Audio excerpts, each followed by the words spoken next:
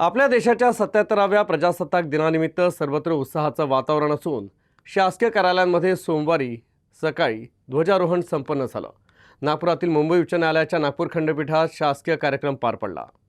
मुंबई उच्च न्यायालयाच्या नागपूर खंडपीठात प्रजासत्ताक दिनानिमित्त शासकीय कार्यक्रम पार पडला। न्यायमूर्ती मुकुलिका जवळकर यांच्या हस्ते ध्वजारोहण पार पडलं। कार्यक्रमाला न्यायमूर्ती अनिल पानसरे, न्यायमूर्ती नितीन चंदवानी, न्यायमूर्ती निवेदिता मेहता, न्यायमूर्ती उज्ज्वला फाळके, न्यायमूर्ती प्रफुल्ल खुबळकर, न्यायमूर्ती प्रवीण पाटील, न्यायमूर्ती नेरळीकर, न्यायमूर्ती राज Wakode, registrar Bhushan Kshirsagar, high court bar असोसिएशनचे अध्यक्ष ॲडव्होकेट अभय सामरे, उपाध्यक्ष ॲडव्होकेट गणेश खांजोडे, सचिव ॲडव्होकेट श्रीरंग भोंगाडे, माजी अध्यक्ष ॲडव्होकेट अतुल पांडे यांच्यासह उच्च न्यायालयातील अधिकारी, कर्मचारी आणि वकील उपस्थित होते।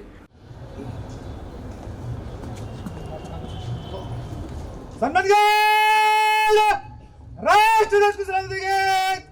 राष्ट्रध्वज सलामी शोस।